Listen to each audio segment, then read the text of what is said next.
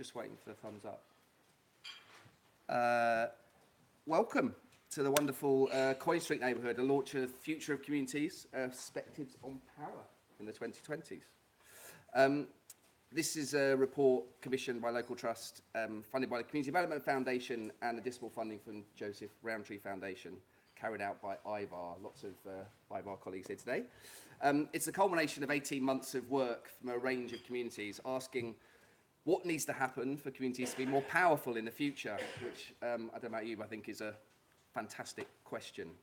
I'm your chair, my name's Bob Toost. I'm a relatively new trustee of local trust, and that's one of the hats I wear. I'm also treasurer of the Bevy, community-owned pub in East Brighton, which I will tell you all about after the event if you want to hear about it. And most of my professional work is about exploring power dynamics, community leadership and accountability. So I've got a deep interest in this report, its findings and where we go next, and how communities can take ownership and control of their own futures, as I'm sure you all do. So thank you all for coming. A few points of housekeeping, the usual stuff, no fire alarms planned. If there is a fire alarm, the doors are there and the one in the corner over there, and there will be marshals to show you where to gather. The toilets are just behind here, and you can either go out through the back doors and right or through that door, and they're just there. If you want to tweet, the hashtag is Future Communities. It's up on the screen there. And if you need Wi-Fi to do that, on the little sheet that you got when you came in at the top right-hand corner should be the Wi-Fi details and the Wi-Fi code if you want to do that. The aircon, you may have noticed, is not really working. It's a little bit hot. Sorry about that, everyone. So feel free to stand up at any point, go into the slightly cooler space at the back and have some water. No one will look at you oddly if that is necessary. Please do that. And probably the best time to do that is when I'm talking, because I'm the least interesting person standing up here today. Thank you. Is that all working? We're going to have a presentation from the IVAR research team on the findings of the report, and then a chance to ask some questions and a conversation, which I'll introduce later. But before we did that, we wanted to show you a short film made by Stephen Rudder. So hopefully the technology works. It's called This Is Ours, and this is its premiere screening. So please enjoy the video. Oh, and I should just say, when we get further on into this, we're going to be looking at some of the themes coming out of the report and this film. They're signposted in this film with various headings, so look out for those, so you've got those in your mind for the next stage of what we do. And over to the film.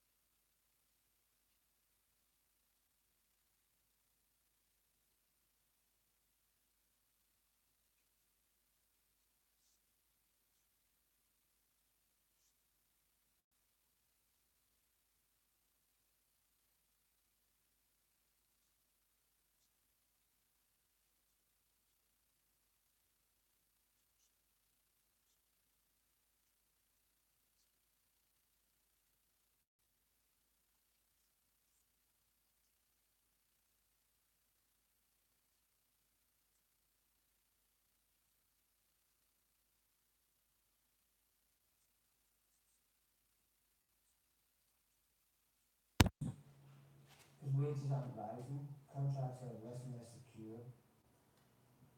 Organised criminal gangs do have quite a stranglehold on the estate. It's tough though, because poverty plays a big role in that. Children are growing up poor on this estate. Over 50% of children on this estate live in poverty.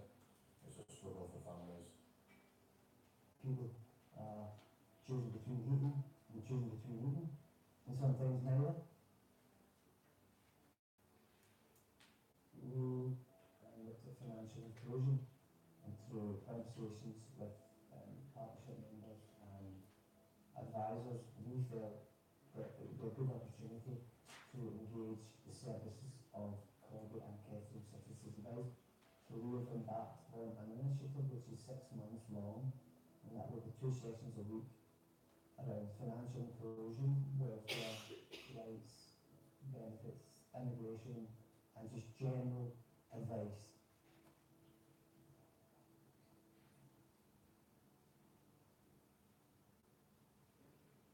Livingston in Stockport has a reputation, it's classed as a deprived area, but there's lots of reasons why people might feel isolated or vulnerable or alone, and those are the kind of people that need to come out and be welcomed into the community.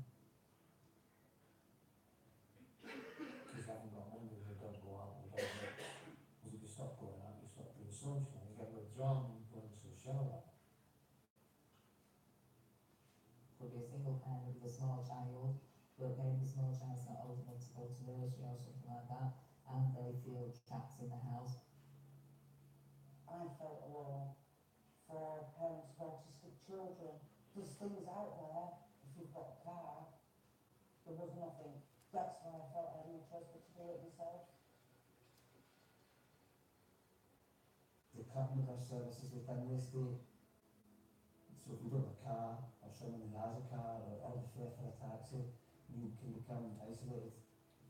Those people with long-term health issues who are maybe not going to work, and the health issues, mental health issues especially, stop them from interacting socially.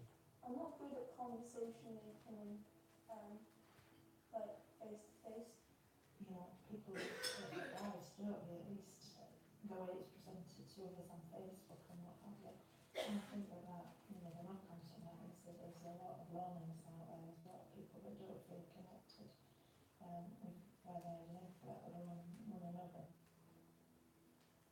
With more migrants and they're in HMOs, and you do need them because as single people can't afford to like rent a house, but then they come to stick to themselves.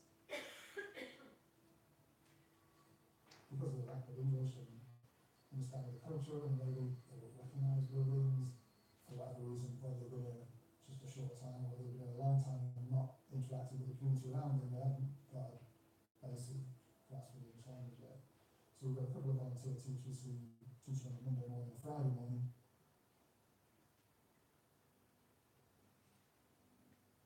You've got developers who are moving people in, buying 5 and 6 properties in the street, and moving people out every 6 months. That's why it's hard to get a community spirit. There's only probably about 4 people that I know on my street to speak to, and I've been there 39 years.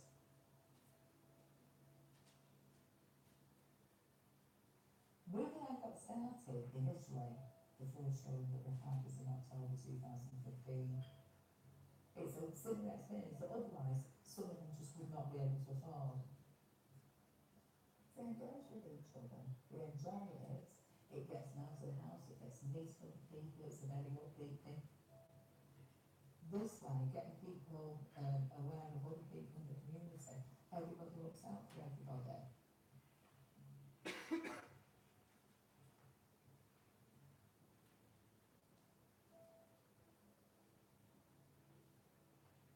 I think young people, all young people from all backgrounds, need it more than ever now. The youngsters are under pressure in this kind of crazy world which is changing so fast. And what we found, like after nearly 12 years of doing this, the number one thing our young people keeping wanted was just a space.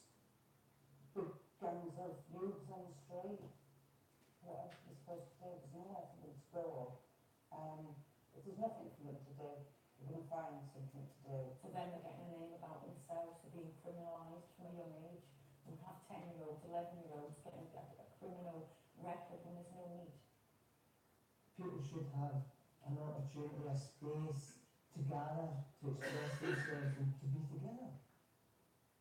it's a real one to encourage community, and so having a space where people can go, you just come and chill, and have a cup of tea, coffee, with your friends, with your family, with your babies, whatever, then get to know the people in the community. We go to a lot of other areas, and they may maybe sort of say, oh, we've got a community centre and everything. We didn't have any of these. Started project started in 2007 with a football, cricket bat and a tennis ball. So me and a couple of local friends, who were going out and playing football anyway as early as, and we thought, why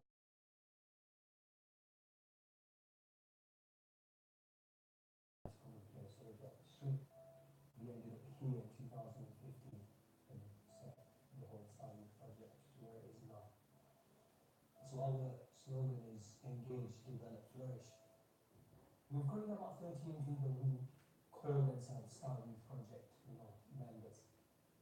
Ideally, we want to have 100 young people in here when we're fully set up and running.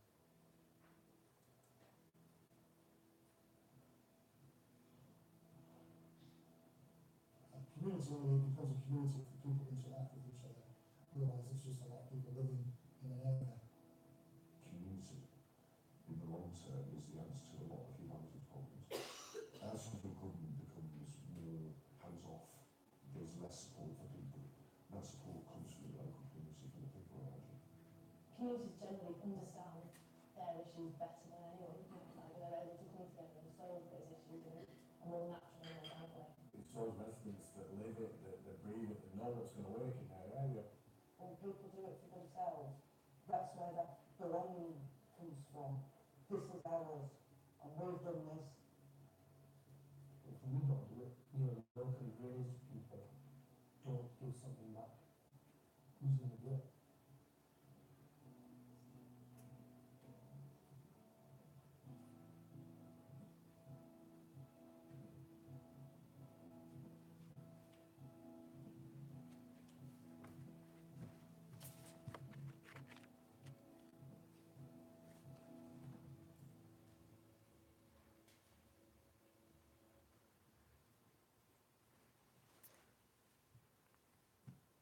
That was a wonderful film, and I think we should just thank all the big local areas that took part in it. And also, Stephen, are you here today that made that film? Stephen Rudder? Just stand up at the back from the quiet voice.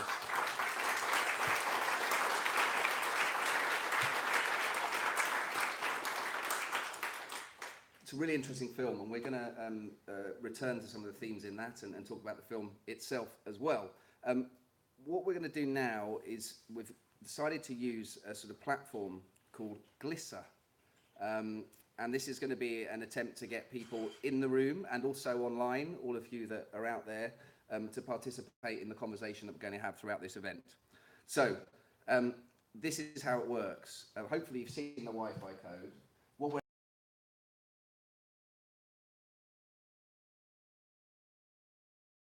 website address that you've got here. Hopefully it should be fairly straightforward. If you have any technical difficulties in doing so, then Hayley, will you stand up just briefly, Hayley? Just wave your... We'll come around and find you and help you sort it out. So I'll give you a couple of minutes to just get yourself on that if you can.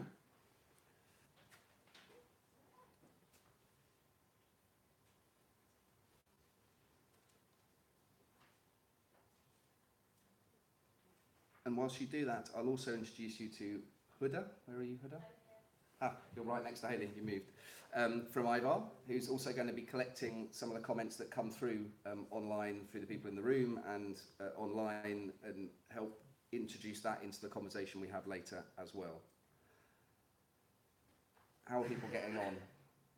Still going or more or less there?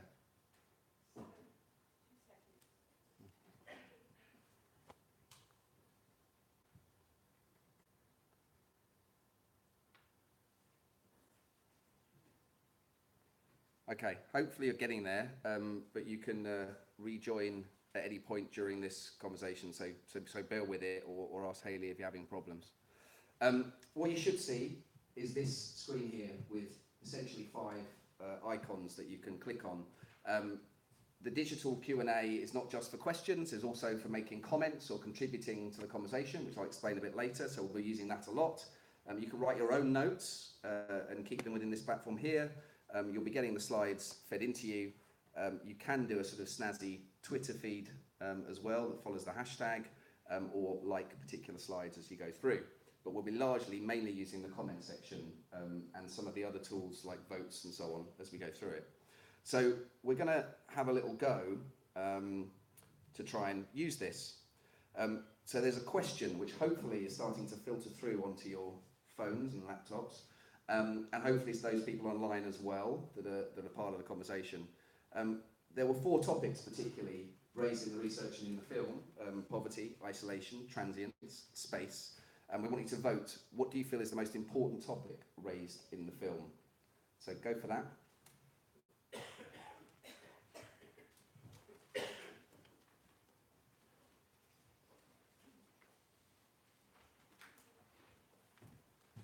Right, so hopefully people have managed to do that, or at least most of you have.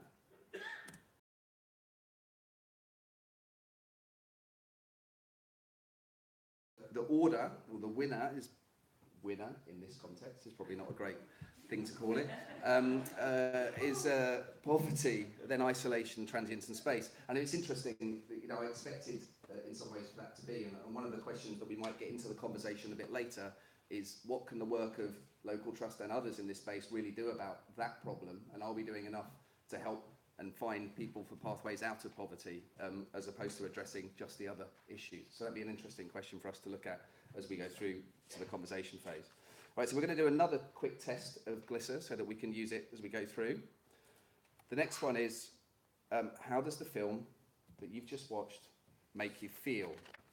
And so this is going to be a comment question for you to write in the comments section. So share your views using the little comment digital Q&A tab.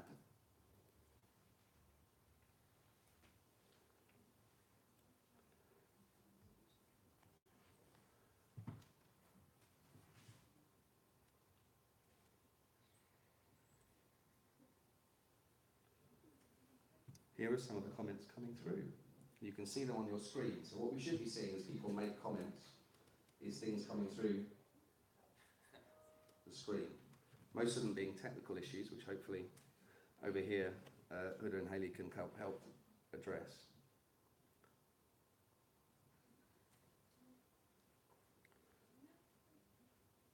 Keep them coming, keep writing, and Huda's going to summarise some of them for us.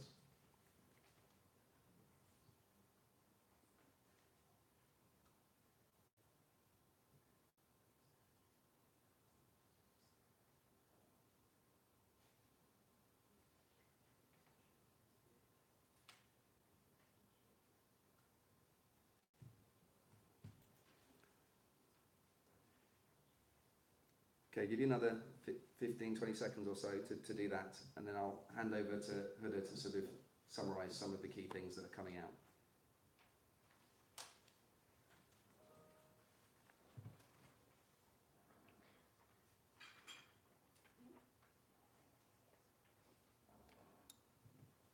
Now, I should say one of the things we're going to be doing as we go through, and when you're using this Glisser platform, is we're going to be capturing and archiving everything that comes through here. So what we don't manage to get into the conversation later and feed into sort of Matt from the CEO of Local Trust at the end is going to do a summary.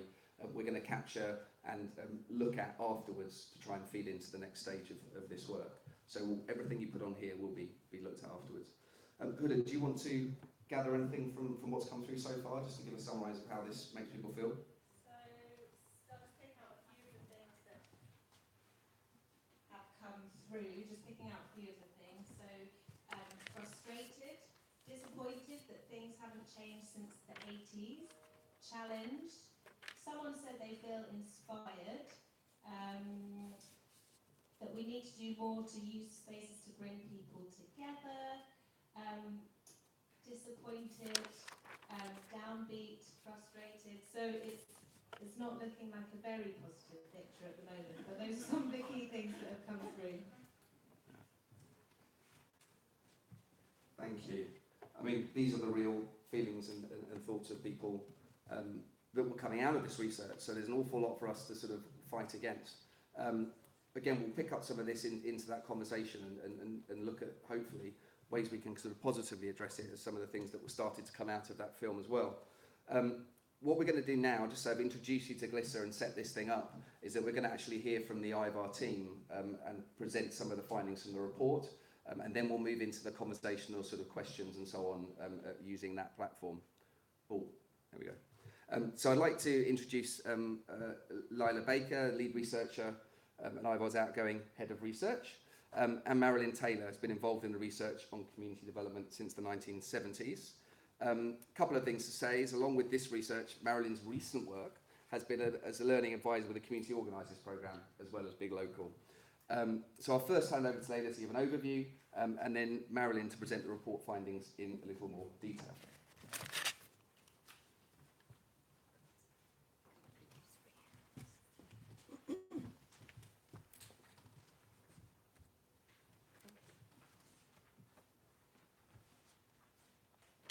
Thank you.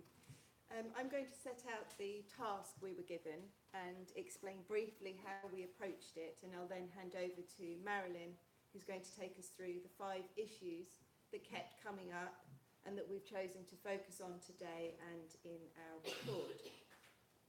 So as Bob said, our research has addressed one central question: what needs to happen for communities to feel and be powerful in the 2020s? And our focus was on communities of place facing disadvantage. So we approached our research question through a series of 3 dialogues carried out over 18 months, which together have enabled us to capture the ideas, experiences and opinions of more than 800 people from across the UK. The first dialogue enabled us to scope the issues and ideas that we would need to explore. The second involved testing and developing our findings in the nations and regions of the UK. And in our third and final dialogue, we heard from people in 4 places about how they would address our research question. And in each dialogue, we used a mixture of interviews, meetings, conversations and workshop formats, as well as maintaining an open call survey for contributions. The themes that emerged as the dialogues progressed were tested at successive stages, as well as being shared and debated in workshops and at conferences.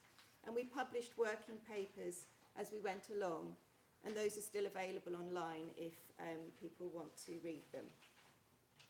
So by visiting different nations, regions and localities, what we wanted to do was to stand in a different place and find out what we would get back when we asked our question there.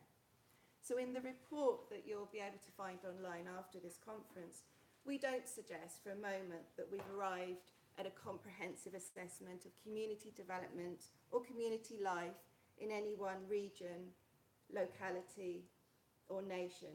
But we use those opportunities to hear from people across the UK and to find out what appeared to be the dominant issues overall.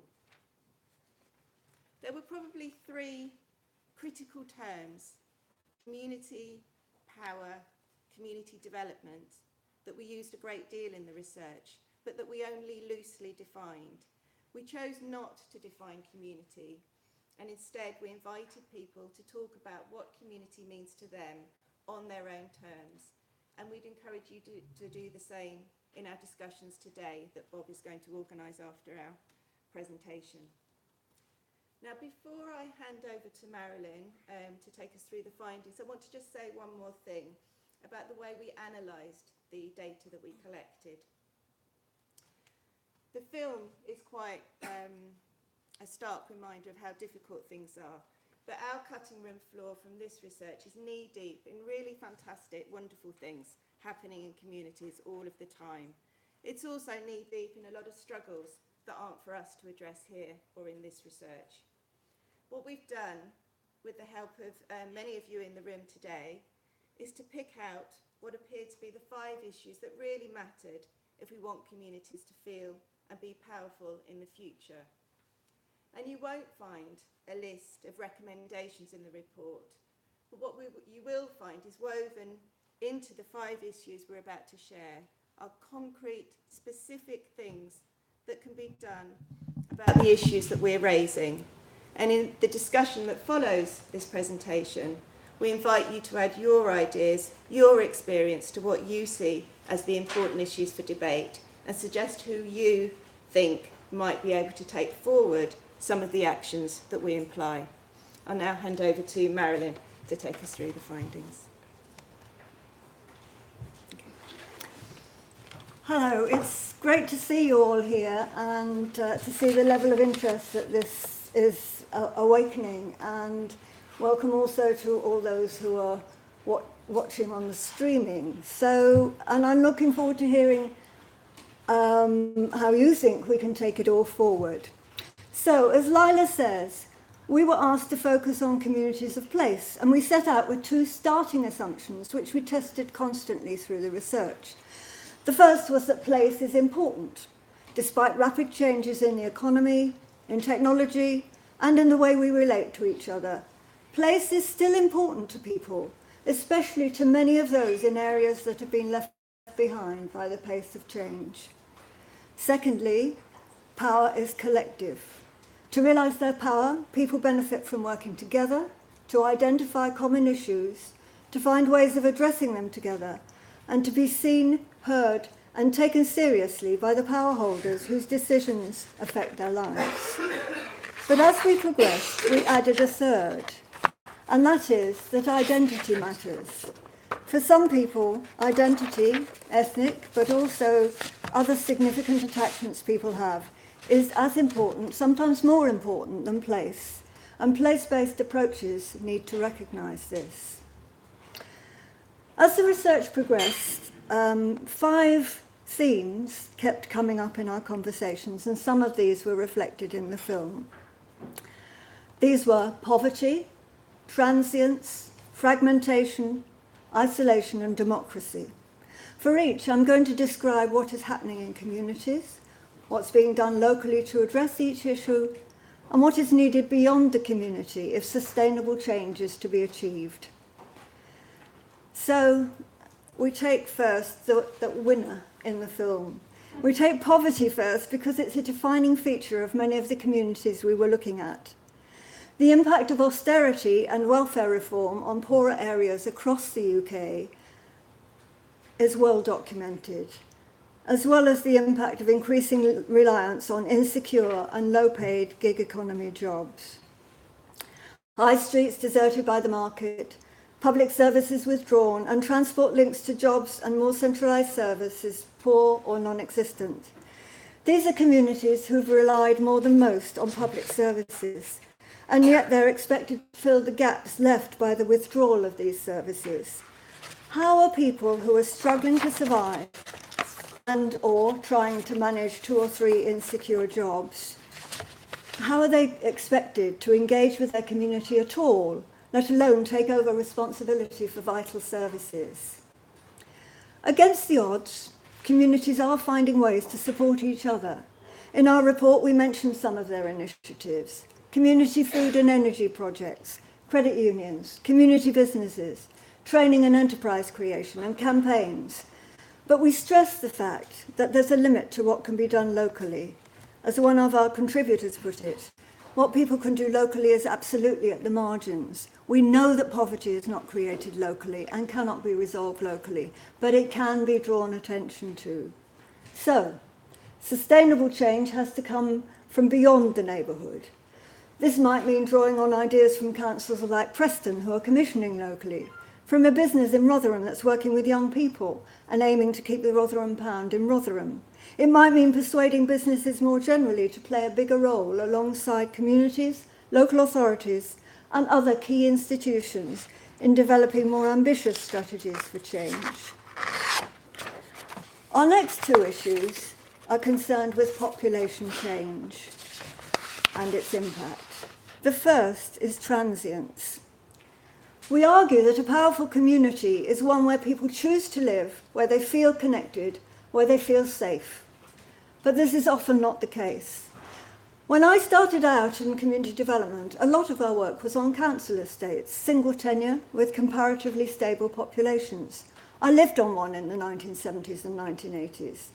But this has changed. Right to buy has become right to buy to let, too often in poor conditions, on higher rents and with no security of tenure. We heard of benefit reforms moving families far away from their support structures, and also of tenants who were opposing redevelopment schemes because they feared that they would have limited opportunities to return to the few affordable homes that remained. One of our contributors said on his estate that social networks are being eroded because of enforced moves. In rural areas, families and low-paid workers find themselves priced out of the market by second homes and incomers from more affluent areas.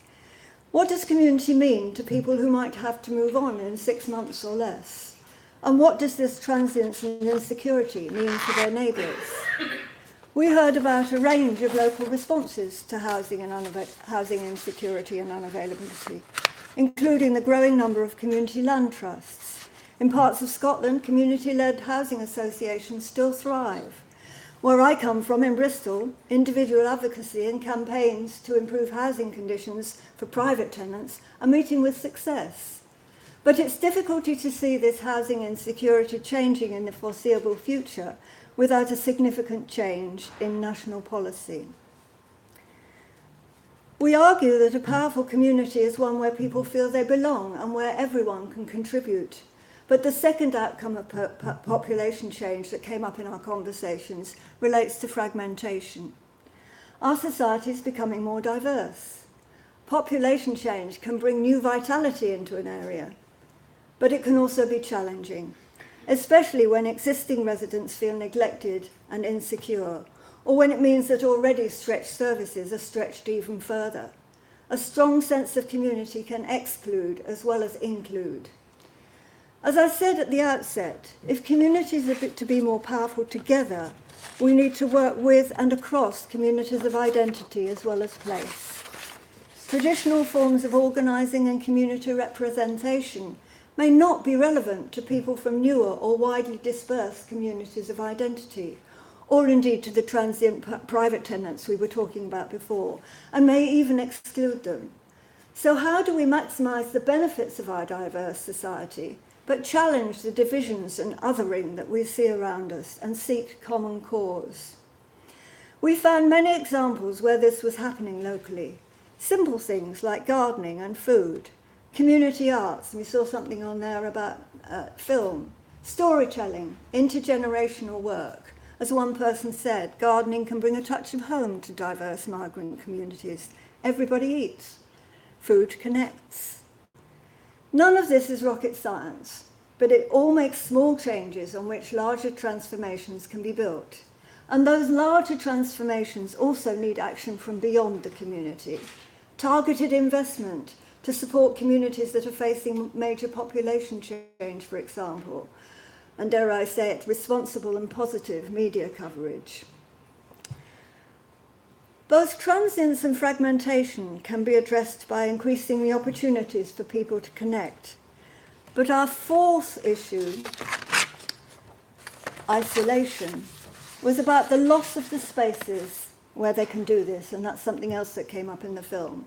The spaces where people gather and bump into each other, where they can meet, learn and organise together. Public pubs, libraries, post office branches, children's and youth centres, parks, bingo halls. A recent publication from Local Trust calls these spaces social infrastructure and argues that it is as important to the health of our society as economic infrastructure. This social infrastructure has been eaten away by cuts, by the way the market works, by deindustrialisation. Our Welsh contributors still refer to the legacy of the closure of the mines in South Wales and the loss of the intricate social infrastructure that they provided. The availability of these spaces has also been affected by the fact that services have gone online. As one person said, I think the closure of the post office and also the way banking is now really affects older people.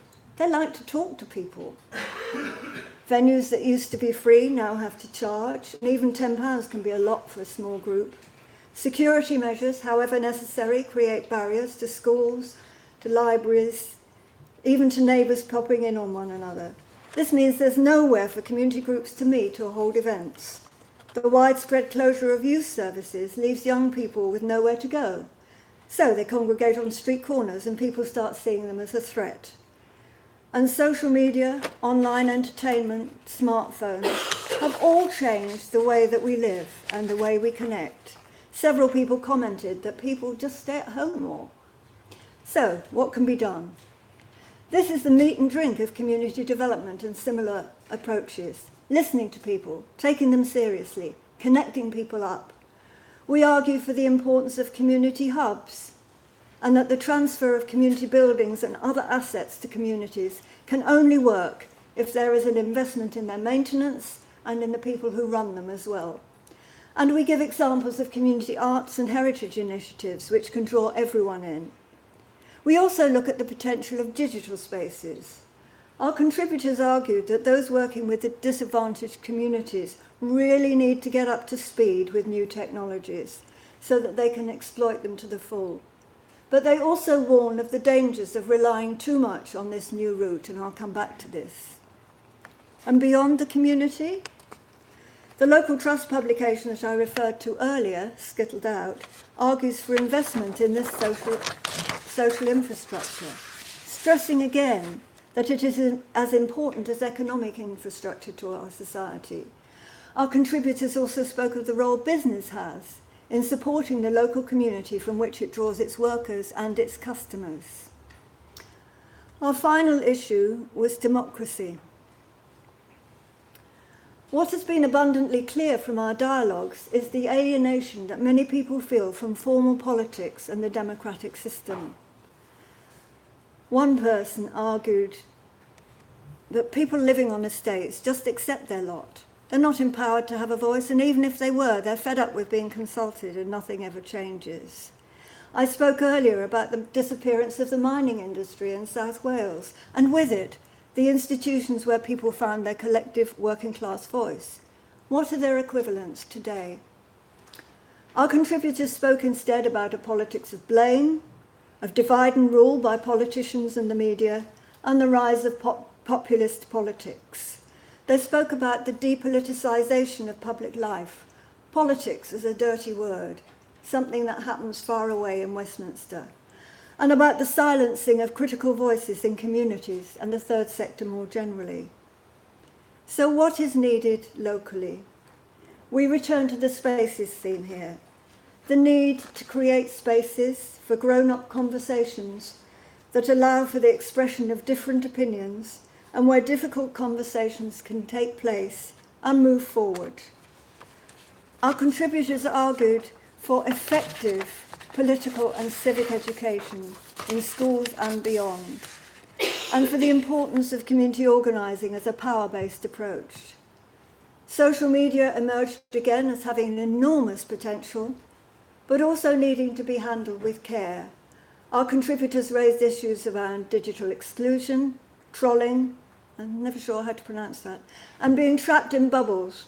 So they argued that its greatest power is realised when combined with opportunities that are face-to-face.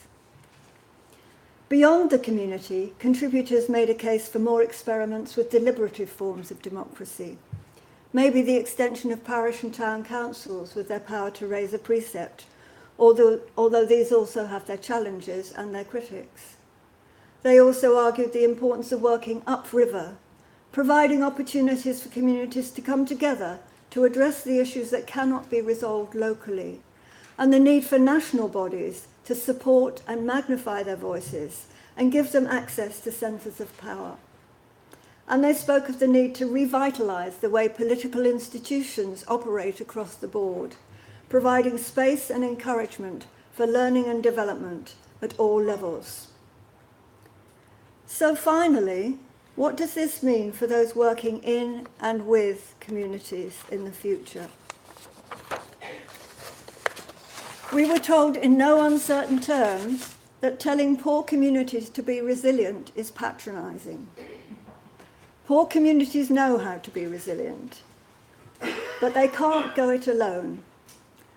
Our contributors highlighted the impact that cuts have had on the community sector and its infrastructure at local and national level, and including training. They highlighted the way contract funding threatens the independence of community-based organisations and sets them up in competition with each other. They were irritated at programmes that operate in separate silos at local level, and at the way branding of particular approaches can divide rather than unite people across the sector, although some feel that that's now changing. There was a lot of concern about the issue of co-option.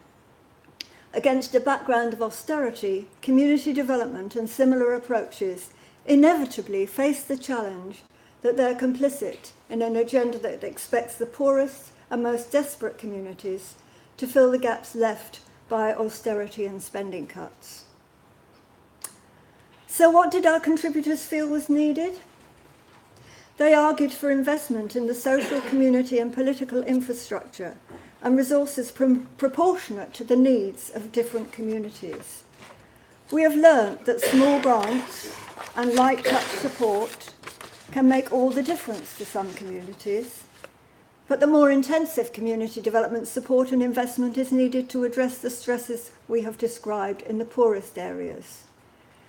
And they argued for the will, but also the skills on the part of service providers, local institutions and decision makers to work alongside communities in addressing the need for change. These might include housing associations, health authorities, schools, further and higher education, as well as local authorities and businesses.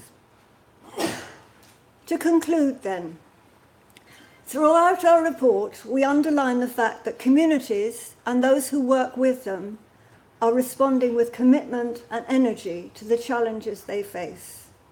They now need policies and the investment that recognises the disadvantages that they bear and that confront lazy and discriminatory assumptions about many of the people who live there.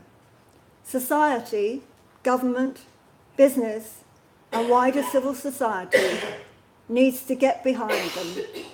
Thank you.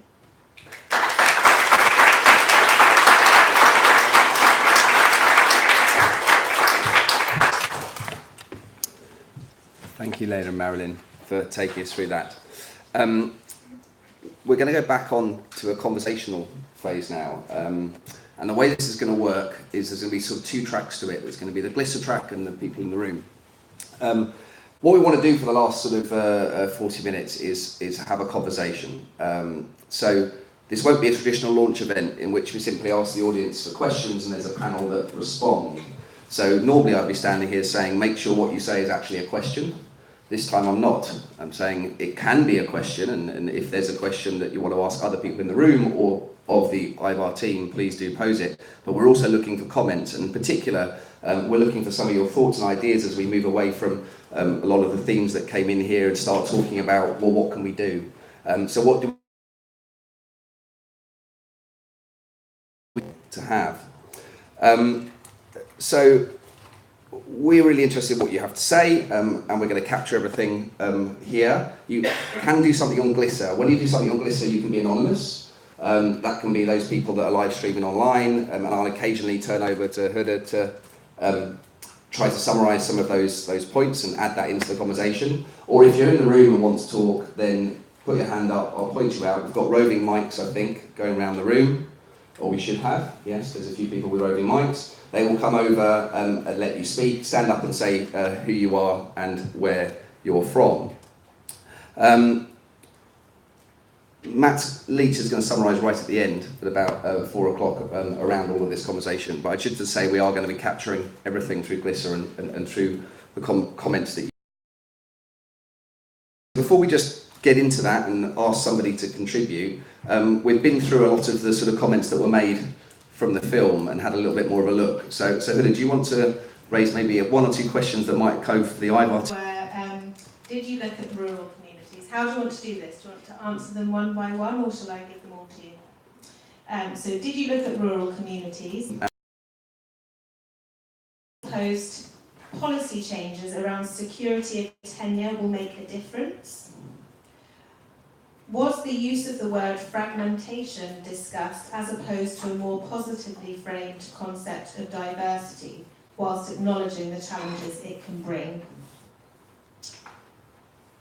I'd also like to present a little bit more of a balanced picture on the film now.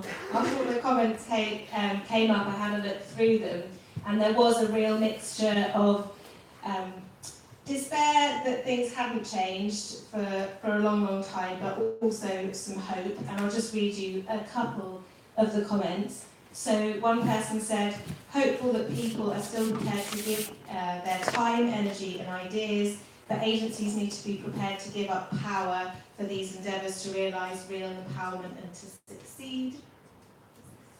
Is that working still? Sorry. Hopeful, the most powerful line in the film was, if we aren't going to do it, who is?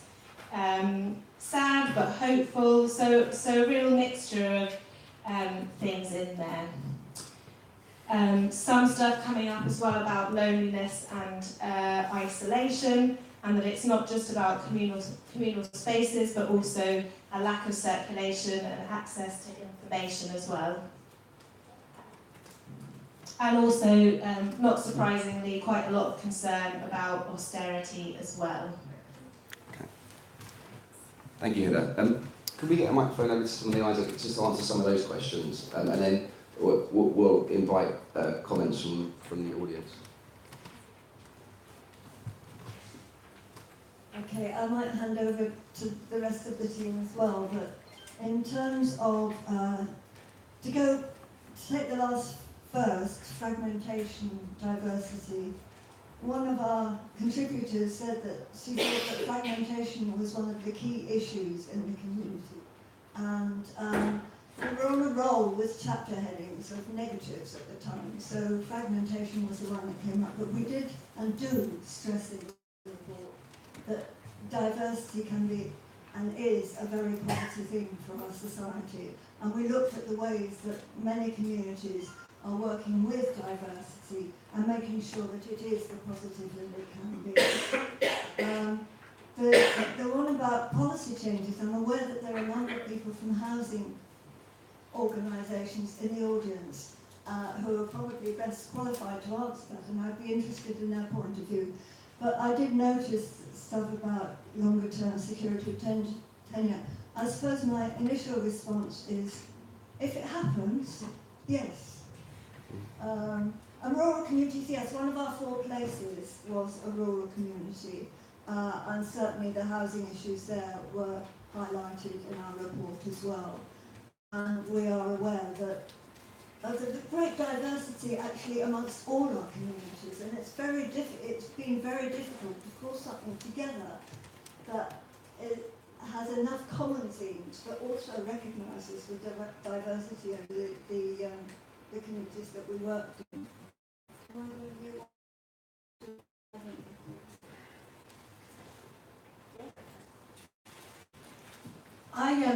I think one of the interesting things that came through quite a lot of people we spoke to relating to the fragmentation and diversity and also identity themes that Marilyn so eloquently drew out was about how identity and being part of different identities, identifying with different groups and things and places can really bring strength into a community of place, and there being a real acknowledgement that some of the sort of personal power that can translate into collective power comes from associations that you have in time and space other than where you are at the moment.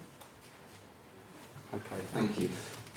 Does anyone want to pick up on any particular point in the room here within the report, or have something they want to contribute to kick us off?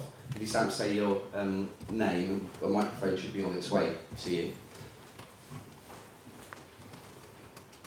My name's Carolyn Heyman. Quite a long time ago, I was involved in a network of community spaces called Foyers. What came out very strongly was that what's needed is more resources. My understanding of the Local Trust programme is that that's exactly what it provides. And I wondered whether there were any indications of what use people had made of the money and what the impact had been of that £1 million over 15 years. Okay, so this is a specific question about what local trust is doing in response, and the research was talking about obviously broad issues around community for lots. And Matt, do you want to pick that up at the end? Or would you like to have a brief response here? Okay, so Matt, if that's okay, Matt will pick up that conversation at the end in his closing remarks around 4 o'clock. So thank you for that question. Would anyone else like to contribute? We've got someone at the back here. Perhaps it's Cecily. Head of diaspora group on academic supporting communities. We met before, it was great to be up front, so let's hear your sort of responses and thoughts. And you were involved a little bit, weren't you, in some of the earlier conversations in this research? Yeah. So my name is Cecily. And what has come out very strongly for me is the poverty. I believe poverty naturally builds or brings resilience. And what the communities are doing best is to build on that resilience and to be innovative enough to come up with ideas and projects that bring them even more closer. And what we discover, or what we see, is that that coming together brings or builds well-being. And well-being in terms of physical, social, as well as financial. What is lacking is the support. Or rather, these very communities are not discovered. The powers in place are not perhaps familiar with where they are. And so what we propose is to, for them to use a model that will help them reach these very grassroots communities. So it's about discovering where they are, engaging with them, empowering them, and then cooperating. I think that would form a fantastic community, resilience work. Does anyone else want to come in on that theme? So actually finding these communities and working with them. And you talked a lot when we were out there about respecting that community and not sort of doing unto. Has anyone got anything they'd like to share in their own experiences of that? Yes. Hi, I'm Angela Wright from Northern College in Barnsley, and part of the work that we're doing, we're a nationwide college by the way, so we're not just working in Barnsley, we're working in other areas that have been highlighted in this research. And I completely agree with that, empowering individuals, not doing unto people, allowing people to take control of their lives. And actually in the research there seems to be a lack of reference to education in that role as well. And I believe, having been a community development worker and now a teacher and a manager, that education plays a pivotal part of empowering the individual. And when we empower individuals, we then empower communities. As a college, we've looked at our curriculum quite stringently over the past 12 months. And we've been able to make curriculum changes to make college accessible to people who don't sit in classrooms. And that is one of the biggest changes, positive changes that's happened. Because we're now getting young men coming through, we're now getting people who have been homeless for years and years and years, not engaging with their own community, but being in their own community. And starting to learn where the assumptions were, I can't learn because community tells me I can't learn, society tells me I can't learn.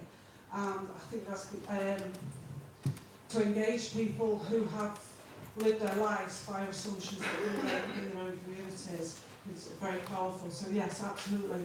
Don't do unto people, do with people, let people take the control, let people take power of their own destiny, but educate people to know how to do that as well.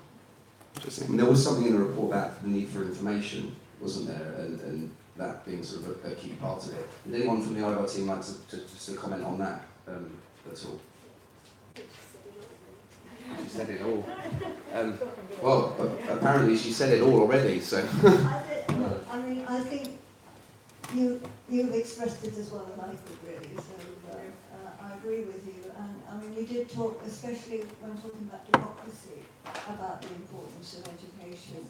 And when we referred to the loss of, I know it's a long time ago, but it's still very live in South Wales, the loss of those sorts of institutions which gave people in the mines and in the working classes an education and built the working classes.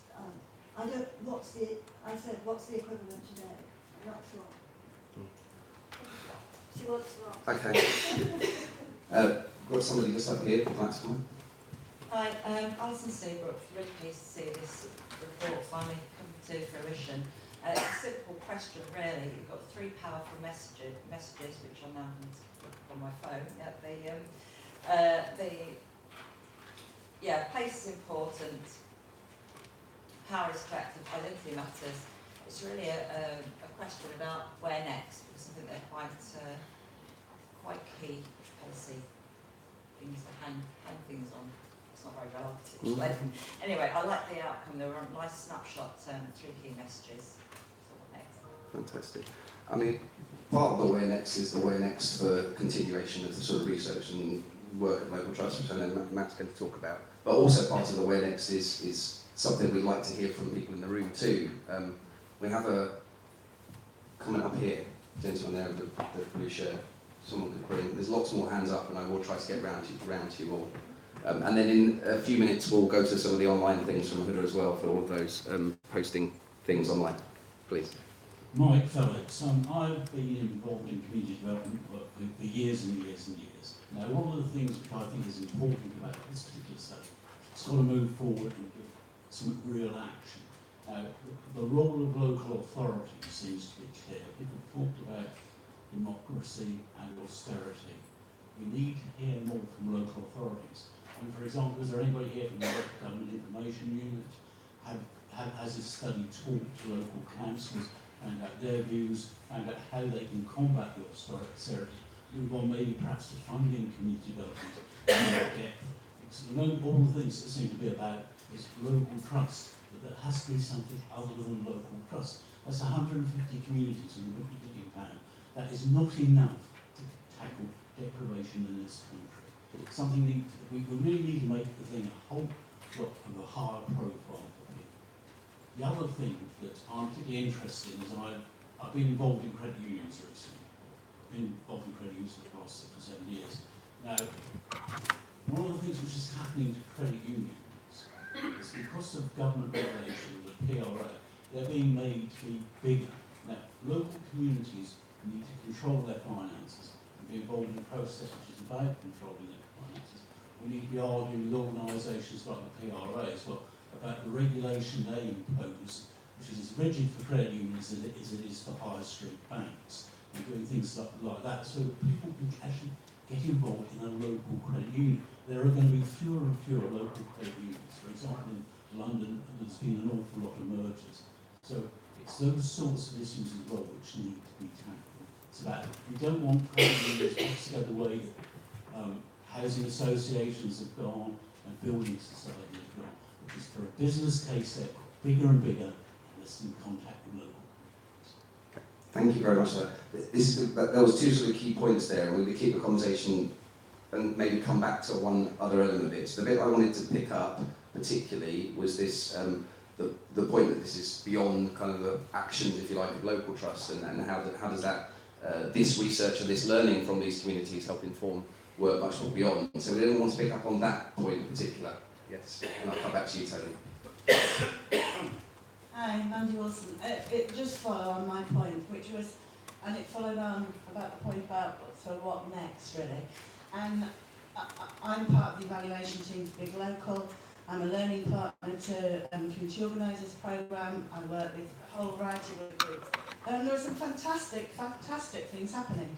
There's only so much you can do, just responding to the point over there, with the equivalent of £100,000 in a poor neighbourhood.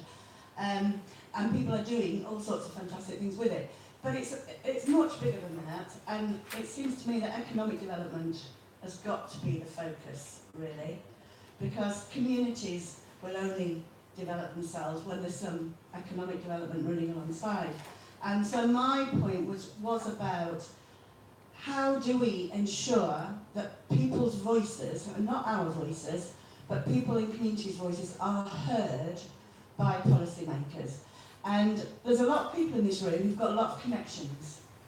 And we've got to take some responsibility for how we join up those connections and how we ensure that people living in communities who are struggling with all the issues we saw in the film and all the things that are mentioned in this report are heard by those that can make a difference. And it seems to me we've got to come up with some of those solutions and find ways for that to happen and be a vehicle for that to happen. Thank you very much. Tony, you wanted to say something on that as well? Thanks. Yeah, Tony Anderson from Locality. I think the thing that's really striking about this is how much it resonates with many of the pieces of research and reports that come out over the last 6 to 9 months. And reports that will be ongoing as well, saying similar things. And we at Locality did our own piece of market research, and it came out with this insight that powerful communities was the thing that people really latched onto. So the language is very similar. Sheet and McKechnie Foundation midweek came out with something that was saying broadly similar things. The Civil Society Futures, the Juliet Lundman thing, is saying some very striking things about it. So for the first time in a long time, it feels that there is a consensus building around the challenges and some of the problems and some of the things that are valuable and necessary for communities to be powerful and to take that power. I guess that frustration about the next steps is the one that's missing for me, because this sector is weak in comparison to government, in comparison to arguments the business can make around new funding and things. And although the sector, me included and our organisation included with Local Trust and others, can make a difference and kind of talk to civil servants and highlight things and get media attention to particular campaigns, we are facing, unfortunately, a policy environment which is extremely unwelcoming to this agenda. So we've got to find, I think, some really key focused areas where we can make progress and work in coalition. So if people are up for working together, I think it's about maybe using the launch of this report as a stepping stone to saying how can we work together to really force people to take a few of these issues seriously. We're not going to change all of those things we saw in the film overnight, but let's try and pick out a few things. And spaces might be one where we can do that. We've been doing lots of work on it, as have many people across the sector in this room, and the Local Trust has sponsored the report that you mentioned, Marilyn, that Gregory wrote about social infrastructure. That seems to me a really tangible thing that we can make some difference on over there personally. But we'd be very up for working in partnership with Local Trust to help move this forward. Thank you very much for that, Tony. And lots of emerging ideas around how we can work together. It's for the batsman waiting for a little while. Thanks. Chris Church. I've been a rep with Big Local since the beginning. I've been advisor of CDF for a few years, but I've also, in my spare time, been doing a fair amount of campaigning. What I heard in the report and in the film was all about people needing to create strength and take power, help people build skills, often pretty bloody fast. This is what gets people out talking to their neighbours.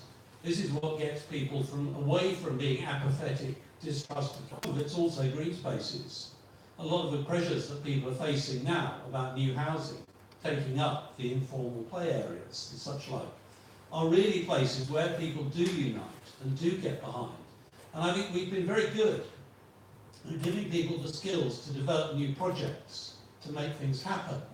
But we also need to focus a little bit on giving people the skills to really challenge, to campaign, to get stroppy, and really say, look,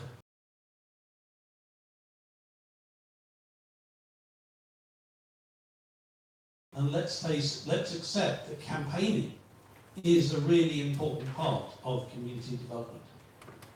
Okay, that's really interesting. I'm going to take one more comment on that, and then we're going to hear from a little from some of the people that have come online. Now, on that point around campaigning, I know there were certain things in the report too around letting people know, first of all, what rights and levers they can pull, which I think is an important aspect to draw out. But this is also about really giving people the opportunity to say what they have to say and for it to have an influence. I know there's a couple of people here who might want to comment on that. Rosa. Hi. Hi, good afternoon everyone. I'm an ex-school teacher at secondary level in post-16. I've moved into community development from then because I got really cheesed off with the fact that citizenship was now 100% exam-based, so there's no project that young people can actually develop these sorts of skills in. I explained my view to the Department of Education when they had decided this before the consultation.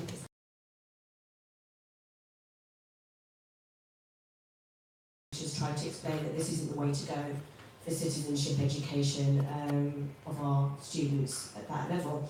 But the other thing I wanted to talk about was the Northern Powerhouse, which I wondered if this study kind of looked at that and how economic development that some people have been talking about here has been, you know, part of any kind of development within the communities that it's supposed to serve, and the devolution of some of our big cities in the country as well, and if that's had any linking up with any of the issues and any of the strategies that, you know, we can put forward and people in their own communities have been putting forward to tackle these issues that have come out, these themes.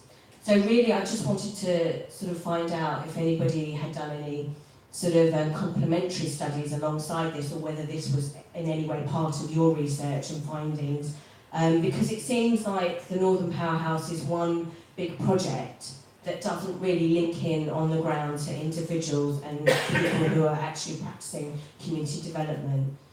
Thank you. Well, okay, I am going to allow, before we go on, one more response to that, so somebody that can contribute to that conversation, either from the ILT or anyone else, and then we'll see what other themes come out from online. But would someone like to say anything in response to that? Yes, at the back.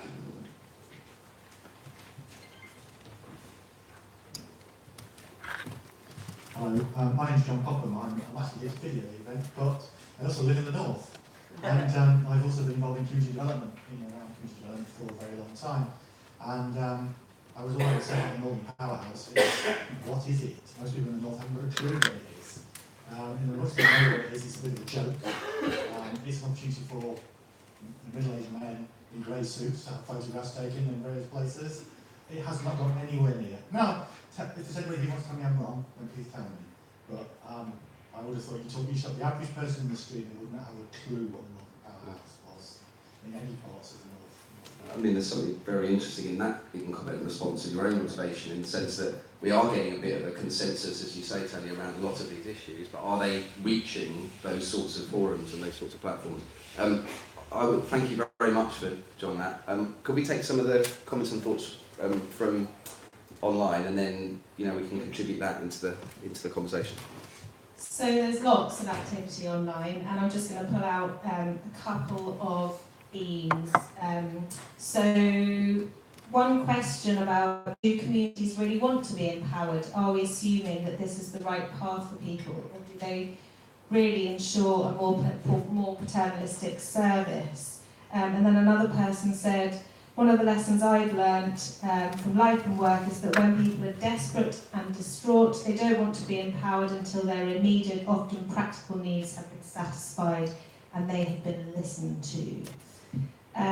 Another thing that came through quite strongly was around resources. So in rural community development in Wales, we're focusing more on asset-based approaches rather than a deficit model, and find great innovation and community-led solutions with small actions that change lives and cost very little.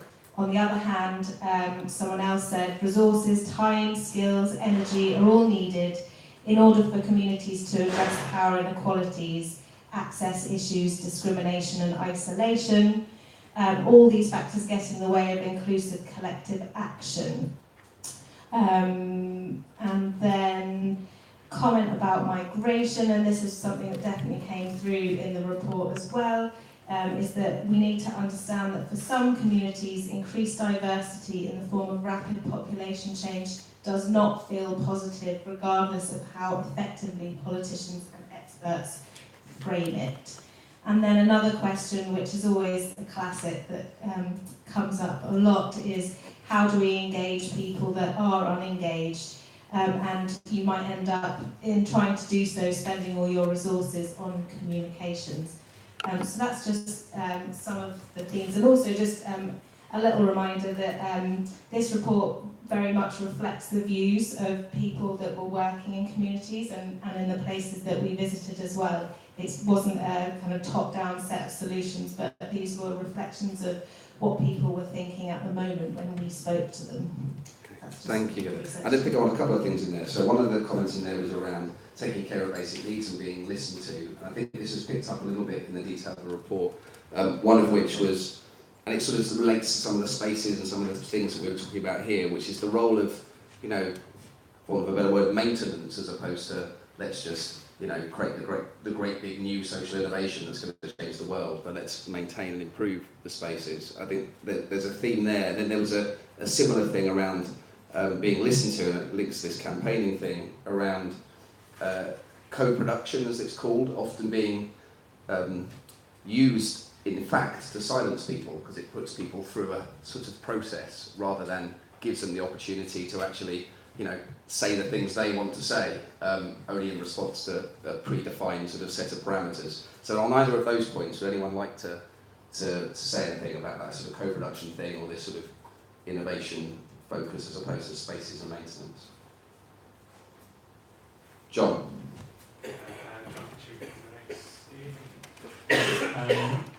I'll pick up on the maintenance one, if I may. And actually, if you're interested, the Free Economics podcast on maintenance has just been repeated quite recently, which is really good. What it's made, when you're saying that, it makes me wonder, there's a number of comments have been about how these issues have been around for a little while. And I suppose I'd be really interested what the authors and others think about the future element of future communities. So if these issues have been around for a while, and if we are coalescing around that we need to do something about them, the 3 points, place is important, power is collective, identity matters, I'm massively happy to endorse. They don't feel new. That's not problematic at all, but I'd just be really interested in what the future bit looks like in that. So if we are thinking about maintenance, what does need to change for the future? Great. Who would like to come in on that? Sue. I think this relates, well, it does relate to future. So Tony was kind enough to mention Shilling Ketley Foundation, so I'm from there. We just brought out some research. The report's called Social Power, and it's built around an analysis of how social change is happening today. And one of the key things is that most significant change happens when there's big shifts in public attitudes. And if you look at recent social change, the stuff that's moved is really around an increasingly liberal agenda, so equal marriage and abortion rights. And what notably isn't shifting is anything that really resides around economic redistribution. So there's a slight paradox, isn't there, that the communities that are most affected by economic accumulation at the top quite likely the same communities who arguably are not supporting policy levels that could deal with that. So it's a conundrum, isn't it? Things like citizens' income, for example, I have no idea what kind of engagement people have. But so that's one thing. But the other thing is that change also happens when different actors work together. And that includes from community organising, but also people that are working in big national charities, and also people that are primarily service providers. So in terms of the future, one of the things that we're very interested in, that point about solidarity, your point, Tony, really, is how we get bigger players in civil society. So my example at the moment is Macmillan, independently funded, top 10 charity. How do we get Macmillan publicly campaigning around health inequalities that are rooted in economic inequality? Thank you, Sue. That's great. And I will go to Billy a question, and then back to you, Cecily. Hello, Billy from the Big Lottery Fund. Again, just to concur with everything that everyone else has said here, particularly the 3 points you picked out about place and identity and so on, I think certainly very true. Just to follow up on the futures of community, the thing that maybe was lacking, or at least didn't come through the video and some of the presentation, was digital and the internet, and particularly with young people. I think for lots of young people, their experiences may well be of isolation, and they may well be of identity and so on. And there may be different types of isolation or identity, and those may well be experienced through the internet or through digital platforms that don't necessarily get reflected in the physical space in the same way. I think there's probably a bit around that as well, and also the opportunities that digital have, and the opportunities building community and so on the internet. Thank you, Billy. And sorry to say, I'm just going to bring one other person on that particular topic. Where's Laura? Laura's carried out research in London-based youth projects on the role of young people in strengthening communities. Would you like to say a bit about that and perhaps comment on Yeah, what sure. there? So I'm from London Youth, so we're an organisation of 320 youth clubs in London.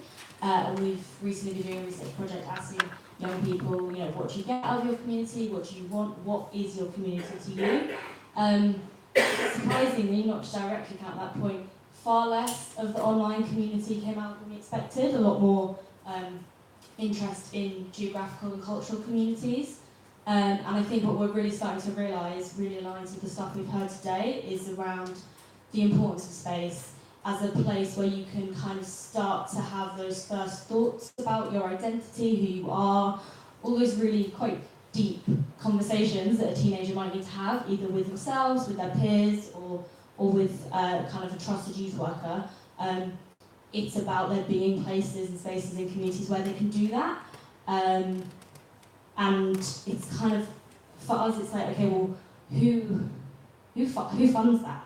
No one wants to fund, you know, everyone funds projects and programs, so it's starting to think about, you know, things like unrestricted funding that's kind of just very open, to make sure that, you know, the lights can stay on, the building can stay open, the youth worker can stay hired, rather than quite a snazzy project and program, which can be great, but the young people, it's almost like they can't begin to think about what they can contribute to their community until their kind of more basic kind of needs and wants and desires are met. And I think that kind of really resonates with a lot of the stuff that came through today.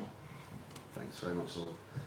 There were a few other people with their hands up. We've got, just so we've got, you know, a bit less than 10 minutes. I want to go one more time back to online to contribute. So a couple of questions now online, and then I'll wrap up and hand over to Matt. Cecilia.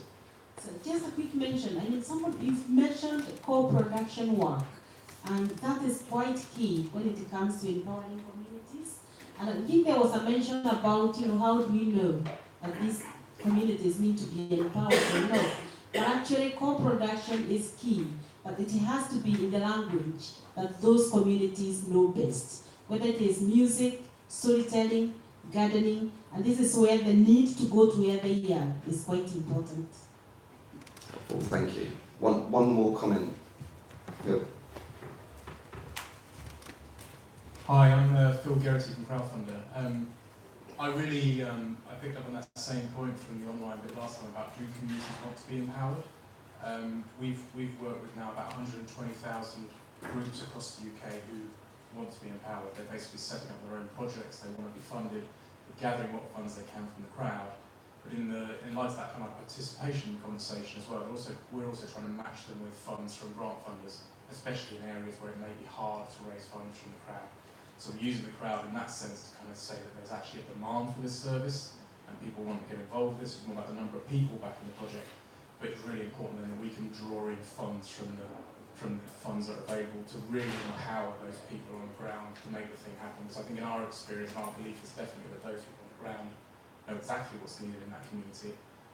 They just need to be empowered to do it. And I think that's where they're coming up against the friction, is how do they do that? How do they find the time to do that? How do they find the people to help them? How do they get on and do it? But we've definitely seen that when you do that, they're making some amazing things happen. We did see that at the end of the video. There's some people doing some amazing stuff. I think the other thing, I love the video, and I think the other thing I'd say about that is I think this audience response to it was very much kind of, well, we've seen these things before and they're still the same. I think the wider public still are not aware of some of those issues, and I think there's a responsibility on this room as well to make that more aware amongst the general public. So I think that's where the policy change is going to come from. Once more people are aware of those issues and aware of what can happen, that's what can happen next. So I think that's another question to the room really, is about how do we actually make people aware of those issues. Okay. That's really helpful, thank you. We'll ask her to share a few more things, and we might just have a time for one or two comments before I hand over to Matt as well. So a couple of things coming through on learning. In Milton Keynes, which was one of the areas we visited actually, we were keen to re-establish community development learning programs for practitioners. Is this something which other areas are also eager to do? Any other areas here to say anything about that? And then a question for researchers, has any link been made with other studies such as citizens, economists, RSA, and ways of developing local economies? Yeah, would someone from, I would like to say something about that, so there's a mic coming around. I'll be brief because I'm sure there's more interesting comments and so on to make. But Tony kind of name-checked a whole bunch of inquiries and pieces of research that have been conducted in parallel to this.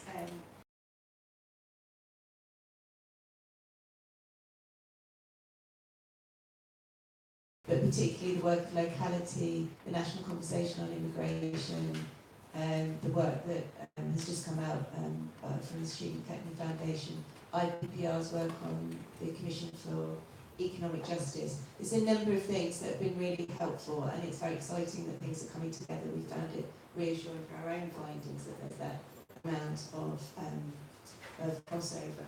Very briefly, yes, we spoke to local government. We got very mixed views back about the role of councillors and how effective they were being at the moment. And on education, a hook to hang some of the things that we got back on. And the key thing that has come through, and you will find in the final report, is really the importance of finding ways to help people understand how change. You know, the findings and what everyone said here today really resonates with what we've been saying at the Big Largest with our new ways of working. We have restructured the way we work, so have regional teams in local communities. And just to Laura's point about who funds the stuff, we do now. There is a lot of, you know, we just want to hear your ideas. So if there are great ideas, then please do get in touch. And also just to say that one of our portfolio goals is to fund places and spaces that matter to communities. And we really want to see in these ideas going forward that, you know, people from the local communities want this work. So that's kind of really a big focus for us. And, yeah. Thank you. I'm sorry, I'm going to have to limit there and just want to summarise, give myself a couple of minutes to summarise a couple of points before I hand over to Matt. Thank you very much for taking part in that conversation. We could have continued that for quite some time, I think. I started writing down lots of little things to summarise, but I think we'll sort of maybe have a go at doing some of that post. But I just want to point to one particular thing that seems to come out for me and just test that bit with the audience. I've seen this little piece behind me. For those online, I'll read it out. It's a poster that says, "A powerful community is one that models a different way of living and fights to bring that into reality." That stood out for me when I came in and through this conversation, because I get the sense that there is a sort of, from this community, and we are a community working in this space, a sense of the need to fight and a sense of consensus on what some of those areas are that we need to fight on, and that we can't get bored of saying the things that we're trying to say and making those messages land. And I definitely got the feeling that there are people within this room that want to see this piece of research, other pieces of research, all these pieces of work contributing to some of these big themes in a more collective way, and perhaps with a bit of that word fight. And I don't know quite where that will go next, and I'm not sort of suggesting that necessarily handing Matt a hospital pass here to say that he coordinated. But do I get a sense from the room that there is that kind of willingness to take this conversation on as a community that can try to continue to plug this stuff and say it as with a bit more fight? Is that a sense of nodding around the room? Any sort of dissenters to that? Good. Well, I think that's a really positive thing to come out of that conversation, because I think we can find ways to do that more. I know that people are already doing those things, and it's all about reinventing the wheel. But it's great to see that platform and that consensus, that sense of fight is growing. I think that's important. So thank you for participating. I'm going to hand over to Matt, who's going to do some closing remarks. Thanks, Bob. And I guess, first of all, before I conclude, I'd just like to thank those who made the report possible. First of all, Ivar and the team who've done a phenomenal job over more than a year going out, talking to people in communities, people working with communities across the country, and have sought to capture views and bring them together, I think, in a very compelling and persuasive way. I'd like to thank the steering group, some of whom are in the room, some of whom were in the room, like Tony, and seem to have gone. And also, in particular, the Community Development Foundation. One of the last commitments they made before they wound themselves up, it's great to see Alison in the room here, was to provide some funding to local trusts to take forward their legacy, and a significant first portion of that went to support that work. Thanks also to the Joseph Rowntree Foundation who contributed to supporting the work as well. I was pondering as I was watching the film and I was listening to the conversations. A visit that I went to in a northwestern town about a month ago. I went to see a housing estate on the edge of a northern town, which had about 1,200 homes, about 3,500 people living there, and it actually seemed quite a nice place. I walked around, there's plenty of trees and there was green space. There weren't many people out, and the person who was taking me around told me that the real problem they faced was ill health, that in that community the average age of a woman leaving the workforce because of ill health was 49 years old. He then took me past some rubble on the ground and he said that's where the GP surgery was. The problem was they fought to keep it open for about 10-15 years, but only 300 people on the estate could bring themselves to register for the doctor, and it meant that eventually it was uneconomic to provide health services on that estate. And as a consequence, people were sitting ill in their homes without access to the support that they might want when they had it. And they've been thinking about how they could tackle that. They were lucky enough to have some big local money, and I know that it's 150 communities. It doesn't even begin to, scrape at the surface of some of the challenges that are being faced across the country. But they'd taken over an empty home and they were looking to run an arts project from it to bring people together. They were looking to access an abandoned cafe in the park to create a kind of informal community hub. And for them, they saw the first way of starting to tackle the issues that they were facing as being a real consolidated collective effort to bring people together, to try to organise, to talk about the problems they were facing and to try to come up with their own solutions. And those solutions that aren't just to problems that didn't just come out of austerity, they came out of perhaps 20 or 30 years of being left behind by an economy that no longer connected with them.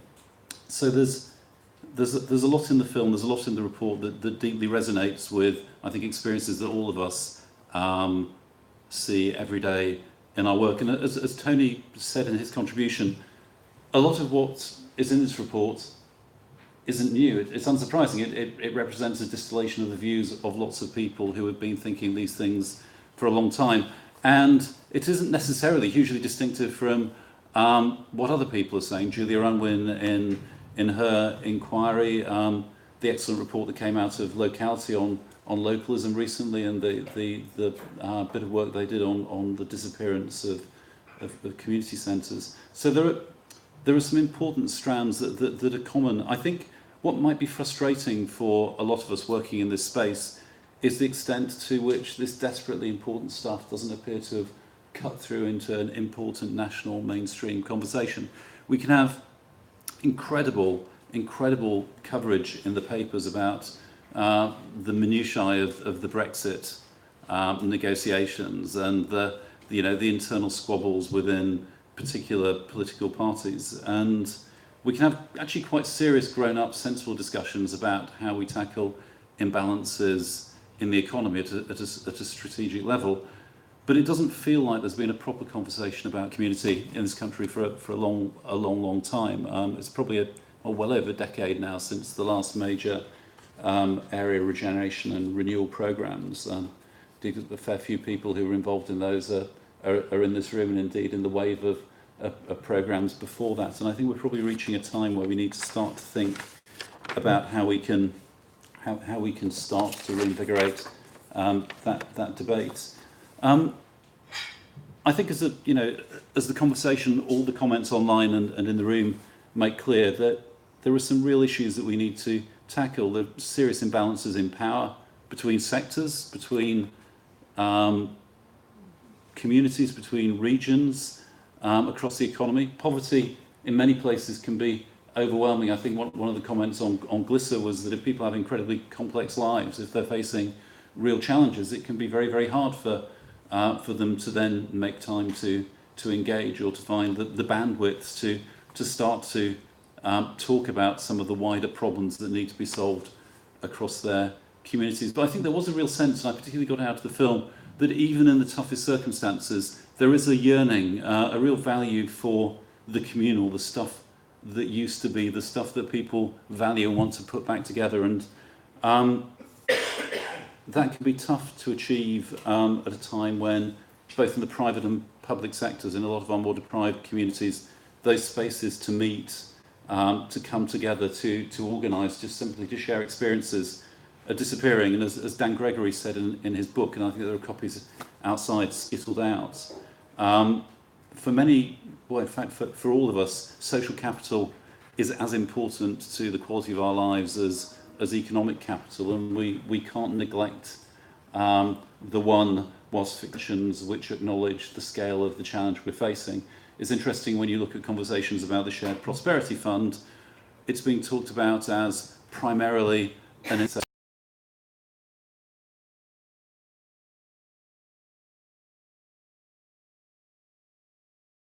start to look at it as also a tool for starting to address imbalances in terms of social infrastructure, social capital.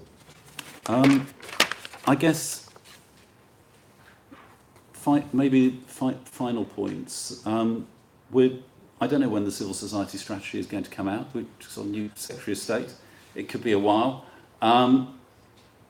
It was interesting to listen, at least to the last minister, try to talk about civil society and social infrastructure in positive ways. And it'll be important when that comes out that we don't see it as a final settlement, but as another contribution to what's got to be a very important conversation going forward about how we recapitalise our communities. That's about recapitalising the spaces where the roofs are going through. It's about looking at ways of recapitalising and supporting some of the organisations that care for them and care for the communities in them. I think we also need to be bold and assertive in acknowledging that some of the, that not all of this is stuff that can be delivered on a sustainable business model. The communities we saw there cannot necessarily sustain space on business principles if the income streams in those communities aren't there. And we know from Big Local, Big Local is a brilliant programme. I go out and I see amazing people every day, every week, doing brilliant things. But they can do that because they've got £1 million that they can make a decision about how to deliver or how to spend over 10 years. It does some amazing things in terms of demonstrating the value of putting power and resources into the hands of ordinary people. It also shows you what they prioritise. Often the first thing they prioritise is getting access to a community hub of some sort, which shows how important that is. But simply, saying, yay, Big Local, that's brilliant, isn't enough. I think we need to look broader, more widely. We need to think about the lessons that we can learn from it in terms of solutions, but we also need to look at the scale of the challenge ahead. There's certainly a lot to be gained from what's been said today online, what's been said in this room. We'll look to try and capture that, perhaps share some of that on our website. But I think there's a shared responsibility we have. This isn't something for local trusts to do or something for IVOT to take forward. It's more a staging point in a movement that's really got to bring everybody together and for which all of us have to take responsibility. So I'm going to leave you now on that note with a final Glisser poll for those who haven't put down your phones or put them in your bags. We're just looking for you to say, well, in the light of all of this and everything that you've heard and read and talked about, actually, what are you going to agree to do after today? Are you going to talk to people about it? Are you going to work directly with or in communities to try and help them address some of these issues? Are you going to look to help communities get more resources? I'm wondering about the differences between resources and power. Sometimes they're the same thing. Or to what extent you're going to focus on influencing policy and decision makers. I guess it would be nice to be able to kind of smear your fingers across the screen and vote for all four. But if you could pick one, that would be fantastic.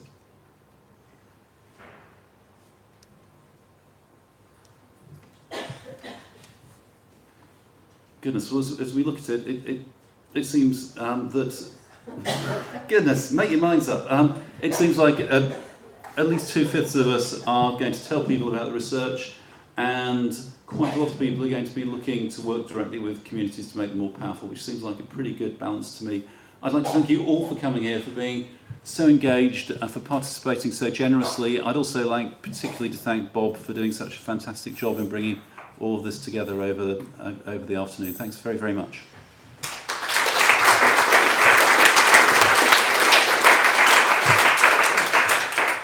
Thank you, Matt. Thanks everybody for coming. That's the end. We are got some tea and coffee outside, so you can linger for another sort of 15, 20 minutes. That'd be fantastic. Share any ideas or thoughts.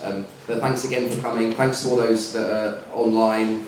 And let's see where we go from here. So thank you.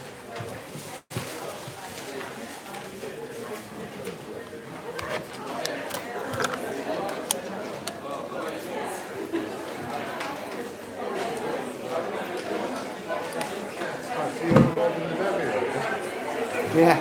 Well, I'm Conor Miller at home.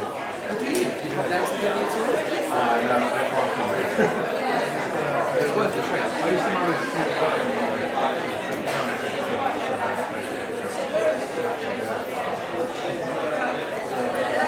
And what do you do down in Hove then?